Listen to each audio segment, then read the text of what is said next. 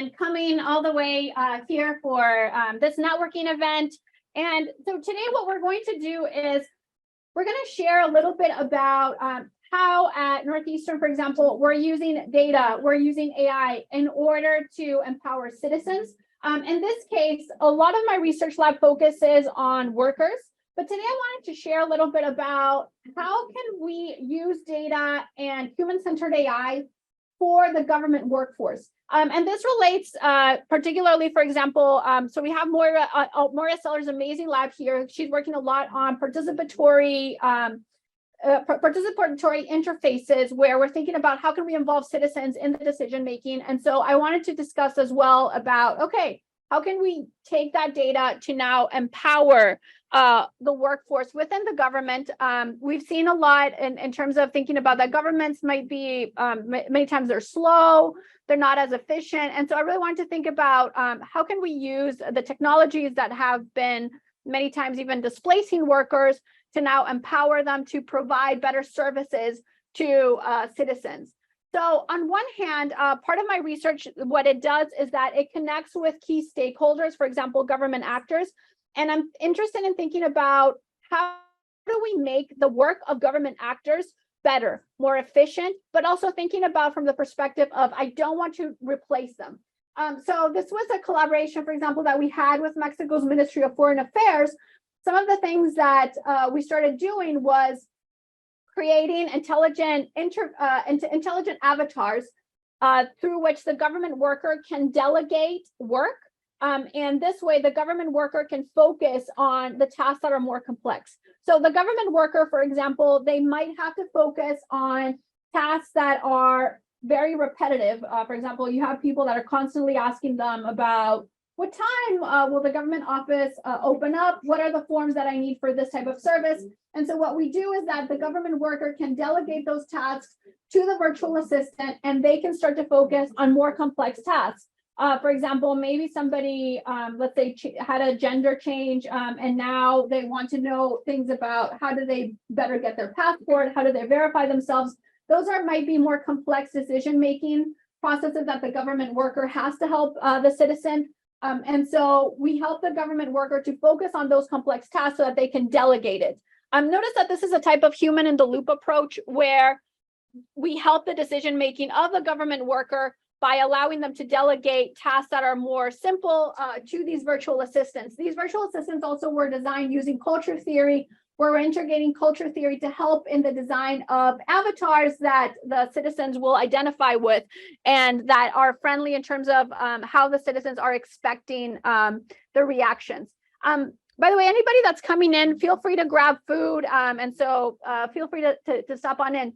Another project that we have around the future of work in AI is with Mexico City's Ministry of Women.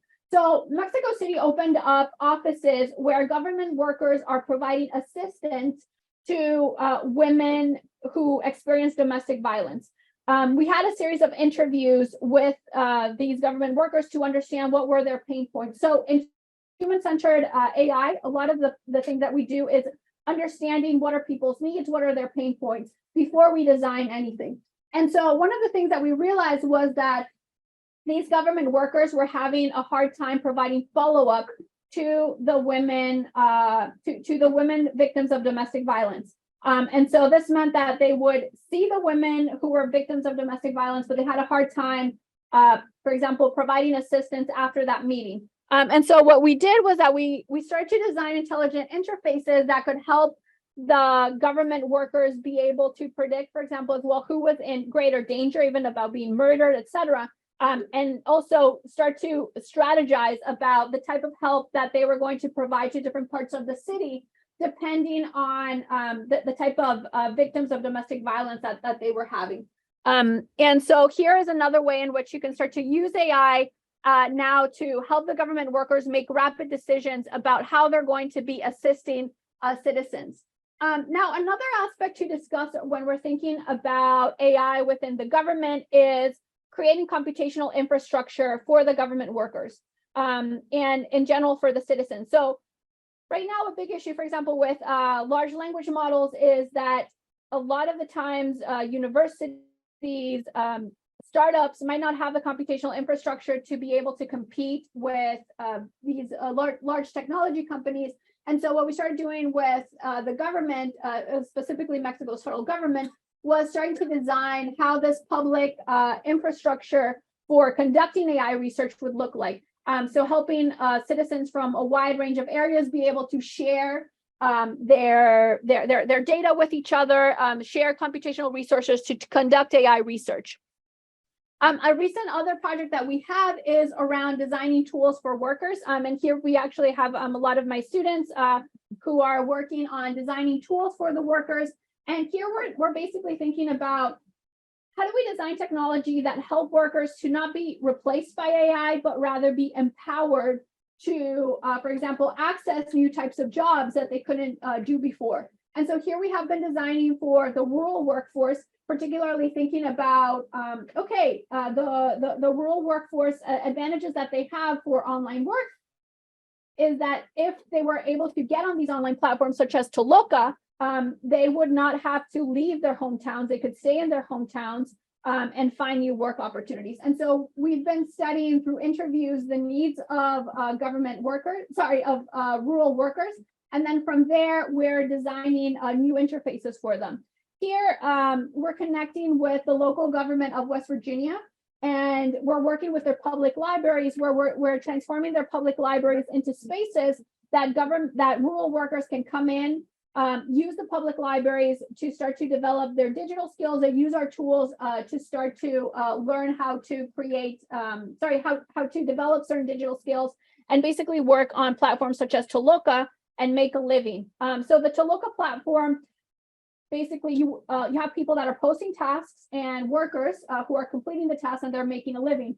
But it's not as straightforward for everyone to join that platform and start to make money. And so we created like a lot of onboarding tools for the workers. And actually we have a lot of my students, for example, who are working on recommender systems for workers to develop their skills, be able to access their different goals. UNESCO recently recognized our research as one of the 100 most impactful in the world.